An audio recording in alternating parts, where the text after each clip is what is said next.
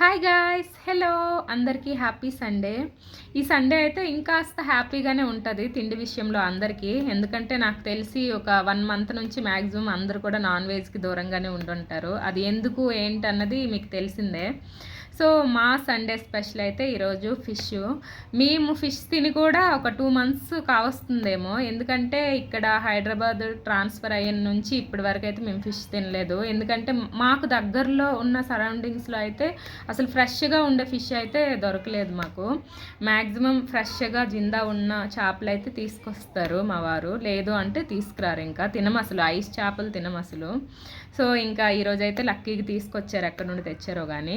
మొత్తానికైతే నేను చేసే స్టైల్ అనమాట ఇది. సో నా స్టైల్లో చేపల చారు ఈరోజు. ఇంకా ముందుగుండా అయితే మెంతులు, కాస్త ఆవాలు, ఉల్లిపాయలు, టమాటాలు వేసి ఇంకా కాస్త అవి బాగా ఫ్రై అయ్యాక కాస్త కొత్తిమీర కూడా యాడ్ చేసేసి అన్నీ సాఫ్ట్గా ఫ్రై అయ్యాక ఇంకా దించేసి వీటిని నీట్గా మిక్సీ చేసుకోవాలి.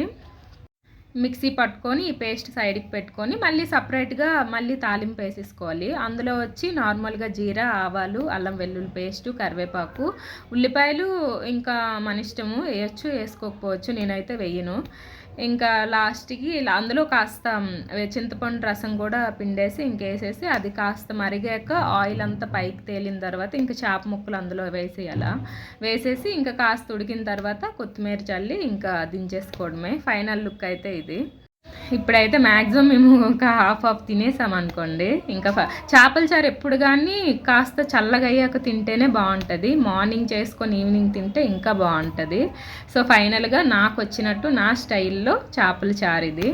నా వీడియో నచ్చినట్టయితే ప్లీజ్ లైక్ చేయండి, షేర్ చేయండి, సబ్స్క్రైబ్ చేసుకోండి. Bye bye.